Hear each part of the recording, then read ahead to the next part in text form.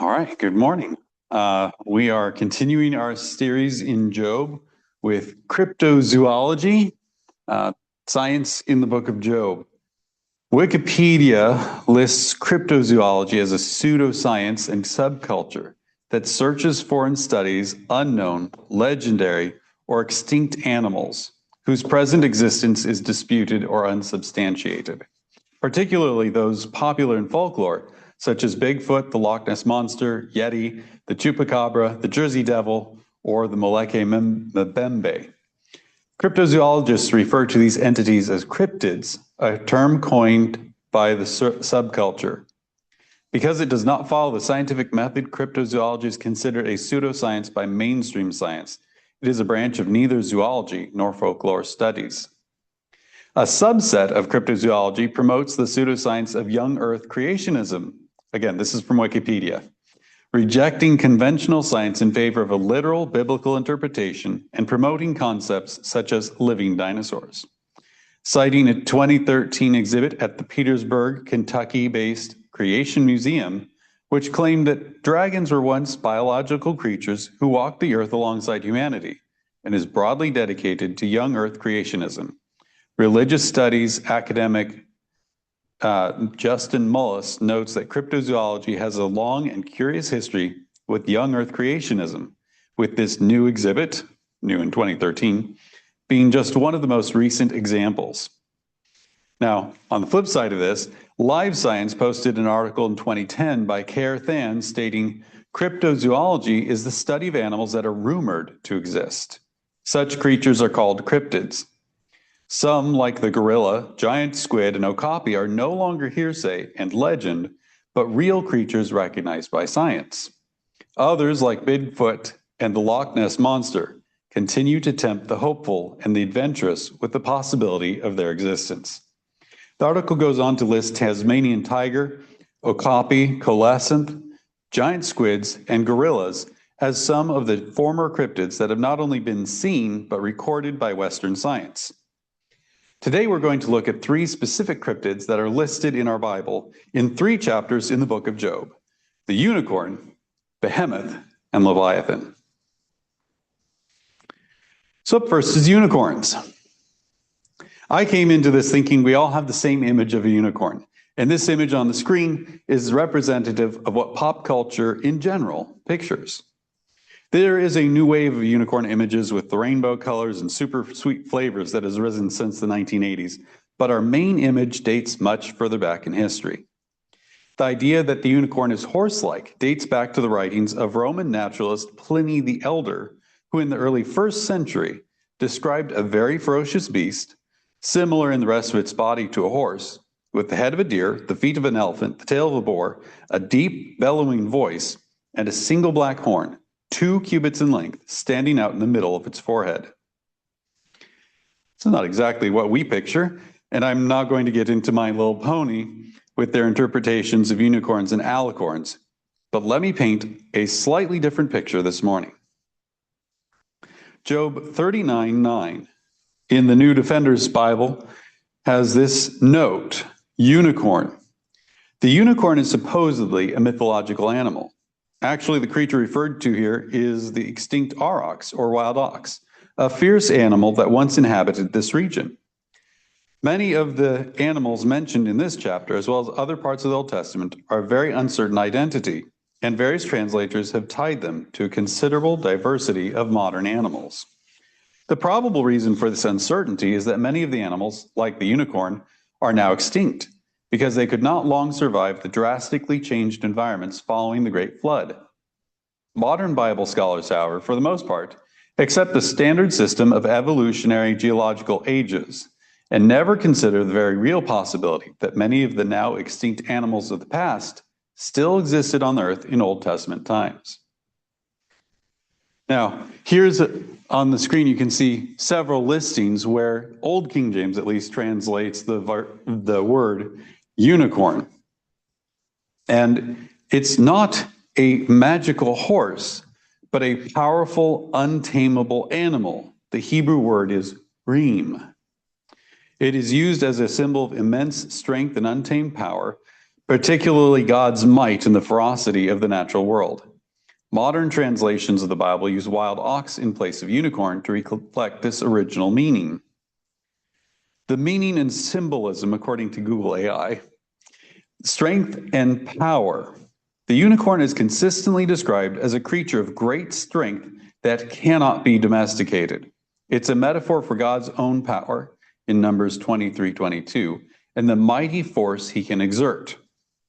Now, it's a beautiful animal, but that doesn't look like a particularly powerful animal. The other part of the symbolism of the unicorn is indomitable will. It symbolizes a powerful force that is beyond human control, which ultimately highlights God's sovereignty and majesty. Now, what if I told you there is a better, scientifically accepted, matches the Bible description, real unicorn? Meet Elasmotherium sibericum, known to science as the Siberian unicorn. From an article in Discover magazine by Sarah J. on January 19, 2022, as it turns out, E. sibericum, also known as the Siberian unicorn, actually shared a common ancestor with a group that includes today's rhinoceros. Although no horns have been discovered, analysis of the unicorn's skull shows a massive base where a horn would sit. Contemporary rhinos weigh anywhere from 1,500 to 3,000 pounds in adulthood. The Siberian unicorn was far more massive and may have measured up to 2 times that size. While rhinos are grazing animals that move at a slow pace, their Siberian relative had a shoulder hump, which indicated they could run long distances in open landscapes. Its distribution ranged from Kazakhstan and Siberia to Ukraine and southwest Russia. Researchers determined that E. sibericum may have survived up to roughly 3,000 or 35,000 years ago, according to a study published in Nature, Ecology, and Evolution. Again, evolutionary timescale here. This suggests they lived among Neanderthals and modern humans and could help explain the fantasy-filled unicorn stories we're familiar with today. While I dispute the time reference, even secular scientists and archaeologists suggest that man and these unicorns coexisted. Let's look at this picture and reread the passage in Job. Will the unicorn be willing to serve you? Will he bed by your manger? Can you bind the unicorn in the furrow with ropes? Or will he plow the valleys behind you? Will you trust him because his strength is great? Or will you leave your labor to him? Will you trust him to bring home your grain and gather it to your threshing floor?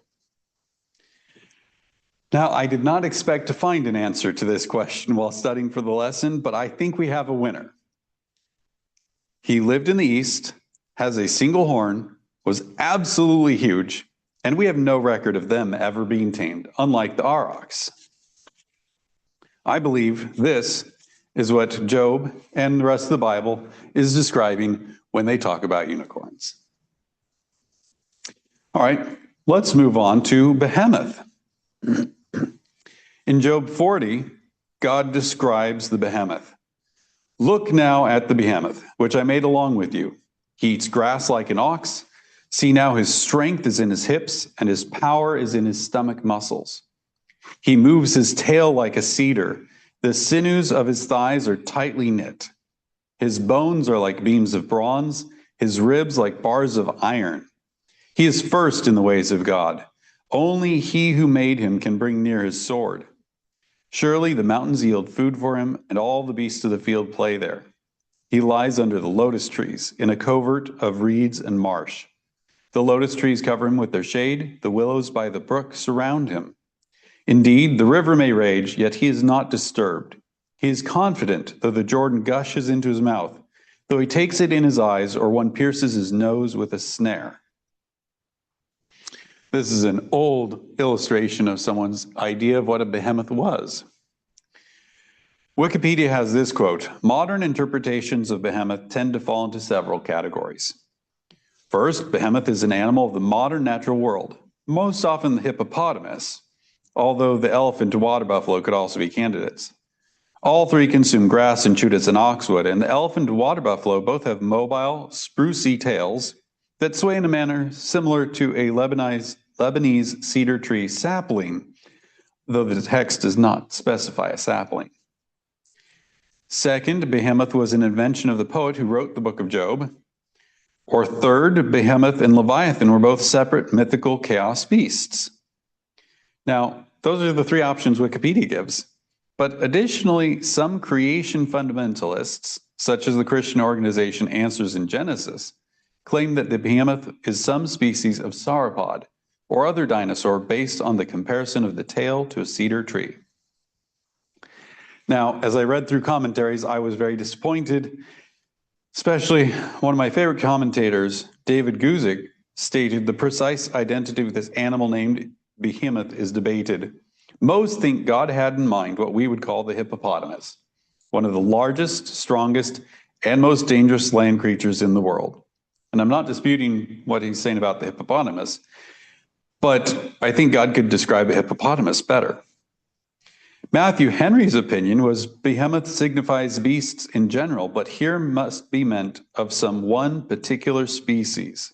Some understand it of the bull, others of an amphibious animal, well known, they say, in Egypt, called the river horse, which is a hippopotamus, living among the fish in the river Nile, but coming out to feed upon the earth. But I confess I see no reason to depart from the ancient and most generally received opinion that it is the elephant that is here described, which is a very strong, stately creature, of very large stature above any other, of wonderful sagacity, and of so great a reputation in the animal kingdom that among so many four-footed beasts as we've had the natural history of in chapters 38 and 39, we can scarcely suppose this should be omitted. Even Strong's suggests that it is a hippo. The Blue Letter Bible had this to say: perhaps an extinct dinosaur, a Diplodocus or Brachiosaurus, exact meaning unknown. And it has an asterisk. Some translate as hippopotamus or elephant, but from the description, this is patently absurd. Answers in Genesis says in an article by Simon Turpin on March 17, 2020, the text makes it clear that Behemoth is a real earthly creature, as it is presented as something that people knew about through observing creation. Although Behemoth is a real earthly creature, he is not like any other creature alive today in God's creation. The description of Behemoth in Job 40 is clearly not a mythical monster, and no other living creature alive fits its description. It must be an extinct creature. The only reason not to see Behemoth as a dinosaur is if you have already accepted an evolutionary time frame of the world that is contradicted by history, science, and most importantly, the Word of God.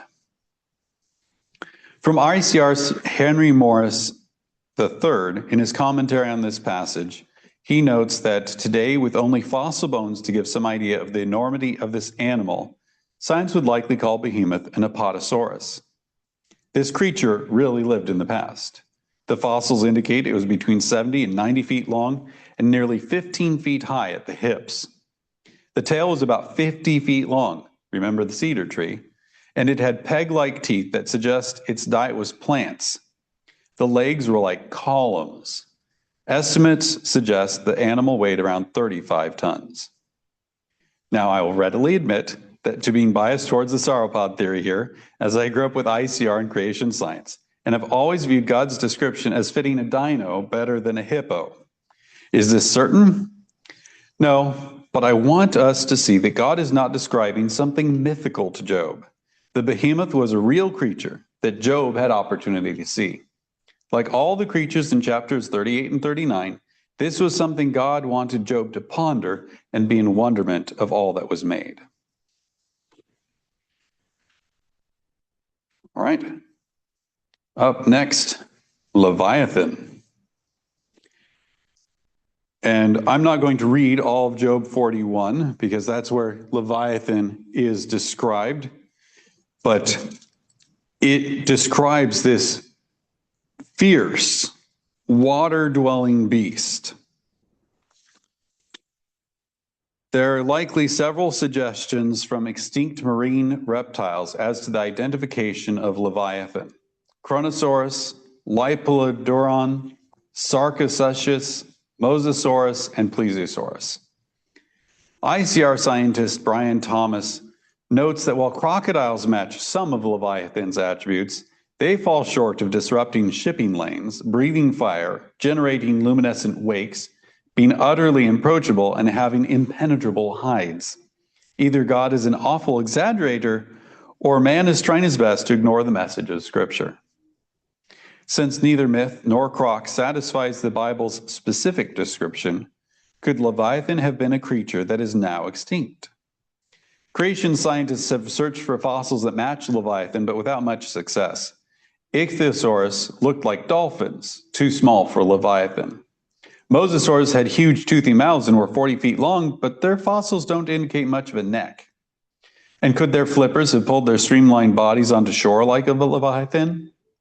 Plesiosaurs might have been large enough, and they had necks and nostrils, but their heads seemed too small to convey the awe that Leviathan's head did.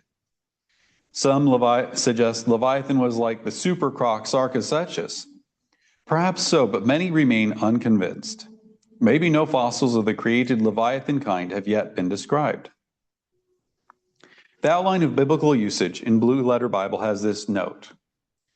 Some think this to be a crocodile, but from the description in Job 41, 1 through 34, this is patently absurd. It appears to be a large, fire-breathing animal of some sort.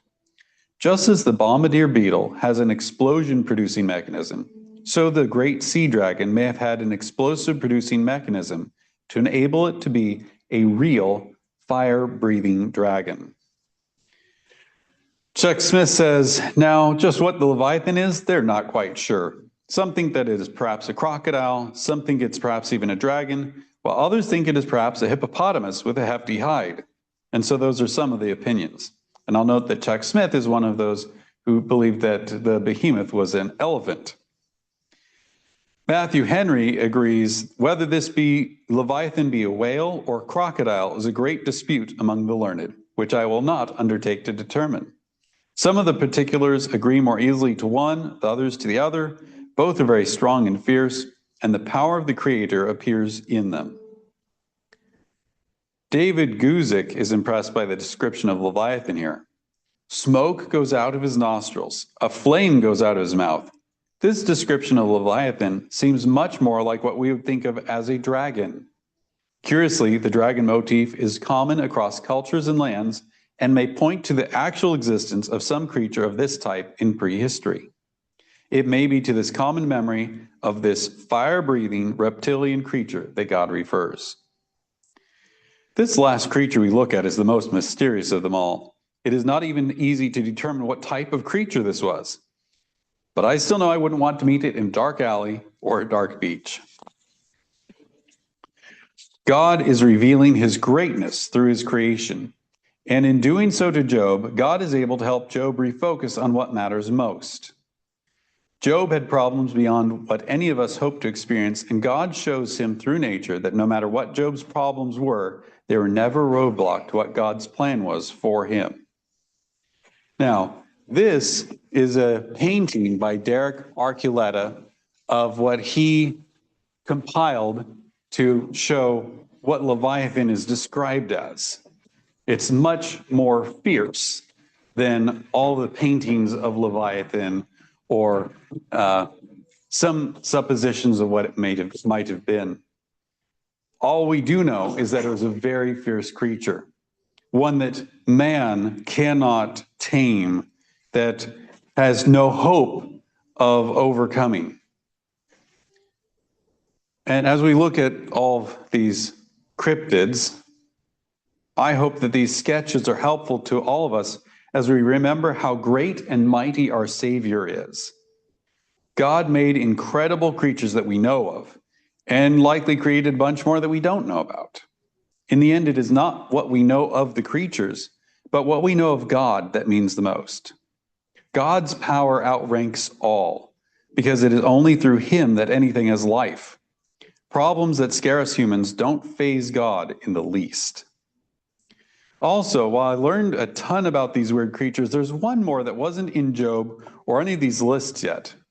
I'll list some of its characteristics, And let's see who's the first to pick up what it is. With 2 layers of fur for insulation and waterproofing, these creatures use their fur to trap a layer of air next to their skin so they can remain buoyant and dry when they're underwater, which they are a lot.